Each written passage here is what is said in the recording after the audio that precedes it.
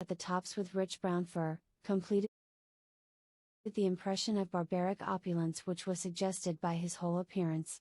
He carried a broad-brimmed hat in his hand, while he wore across the upper part of his face, extending down past the cheekbones, a black visored mask, which he had apparently adjusted that very moment, for his hand was still raised to it as he entered.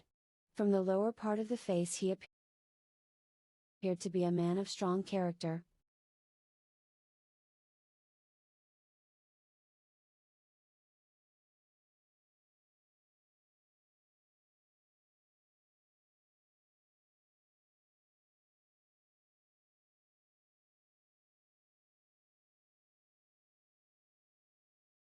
with a thick, hanging lip, and a long, straight chin suggesting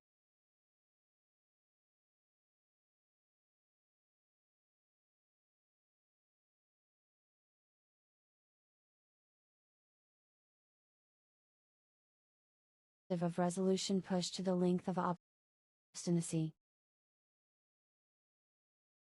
"You had my note?"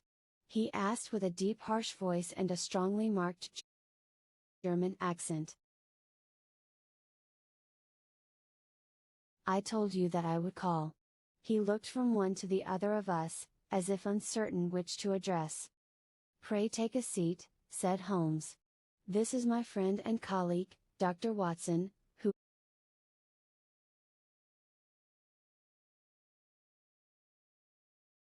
is occasionally good enough to help me in my cases. Whom have I the honor to address?" "You may address me as the Count von Kramm, a Bohemian nobleman. I understand that this gentleman, your friend, is a man of honor and discretion, whom I may trust with a matter of the most extreme importance. If not, I should much prefer to communicate with you alone." I rose to go, but Holmes caught me by the wrist and pushed me back into my chair. "It is both, or none," said he. "You may say before this gentleman anything which you may say to me." The Count shrugged his broad shoulders. "Then I must begin," said he, "by binding you both to absolute secrecy for 2 years, at the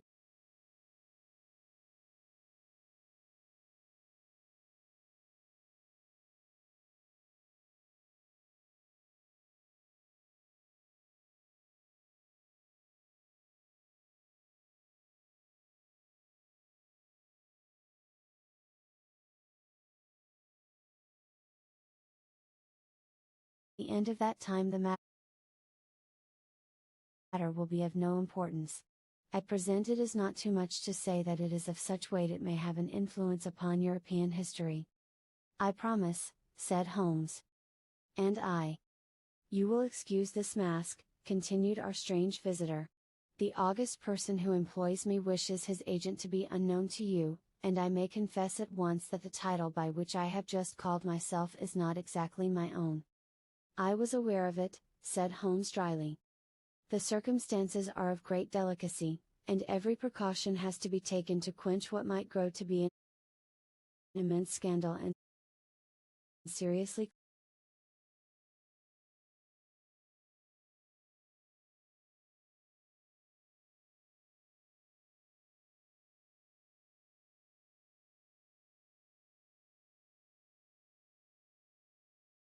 compromise one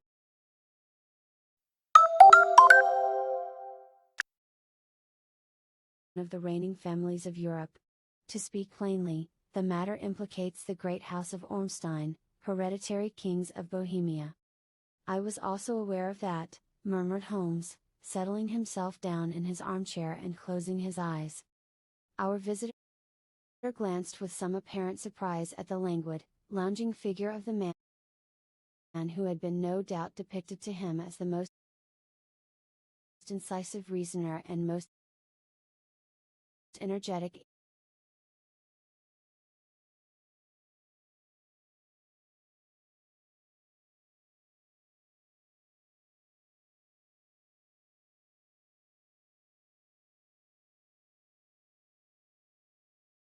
agent in Europe.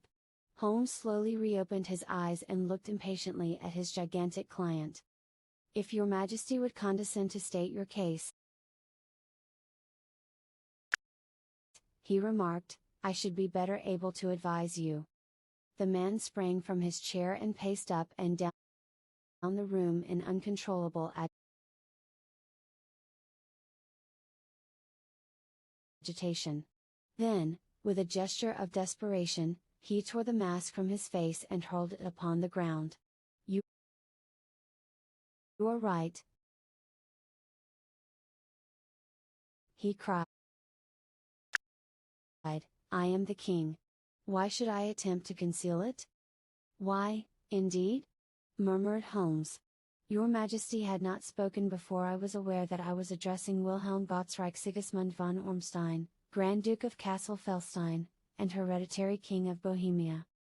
"But you can understand," said our strange visitor, sitting down once more and passing his hand over his high white forehead, "you can understand that I am not accustomed to doing such business in my own person. Yet the matter was so delicate that I could not confide it to an agent without putting myself in his power. I have come incognito from Prague for the purpose of consulting you." "Then, pray consult," said Holmes, shutting his eyes once more. "The facts are briefly these: some 5 years ago, during a lengthy visit to Warsaw, I made the acquaintance of the well-known adventuress, Irene Adler. The name is no doubt familiar to you." "Kindly look her up in my index, Doctor," murmured Holmes without opening his eyes. For many years he had adopted a system of docketing all paragraphs concerning men and things, so that it was difficult to name a subject or a person on which he could not at once furnish information. In this case I found her biography sandwiched in between that of a Hebrew rabbi and that of a staff commander who had written a monograph upon the deep-sea fishes. "Let me see," said Holmes. Born in New Jersey in the year 1858. Contralto, La Scala, Prima donna Imperial Opera of Warsaw, yes. Retired from operatic stage, Living in London, quite so. Your Majesty, as I understand, became entangled with this young person, wrote her some compromising letters, and is now desirous of getting those letters back." "Precisely so. But how? Was there a secret marriage?" "None. No legal papers or certificates?" "None." "Then I fail to follow your Majesty. If this young person should produce her letters for blackmailing or other purposes, how is she to prove their authenticity?" "There is the writing." "Pooh, pooh! Forgery. My private note paper. Stolen. My own seal. Imitated. My photograph. Bought? We were both in the photograph. Oh, dear! That is very bad. Your Majesty has indeed committed an indiscretion." "I was mad, insane. You have compromised yourself seriously. I was only Crown Prince then. I was young. I am but 30 now. It must be recovered. We have tried and failed. Your Majesty must pay. It must be bought. She will not sell." "Stolen, then." 5 attempts have been made. Twice burglars in my pay ransacked her house. Once we diverted her luggage when she traveled. Twice she has been waylaid. There has been no result. No sign of it. Absolutely none.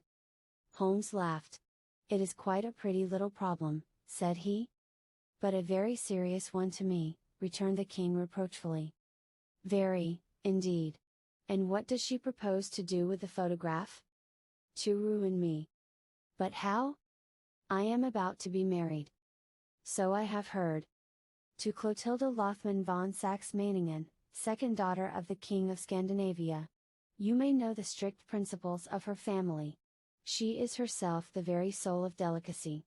A shadow of a doubt as to my conduct would bring the matter to an end." "And Irene Adler?" "Threatens to send them the photograph. And she will do it. I know that she will do it. You do not know her, but she has a soul of steel. She has the face of the most beautiful of women, and the mind of the most resolute of men. Rather than I should marry another woman, there are no lengths to which she would not go, none. You are sure that she has not sent it yet? I am sure. And why? Because she has said that she would send it on the day when the betrothal was publicly proclaimed. That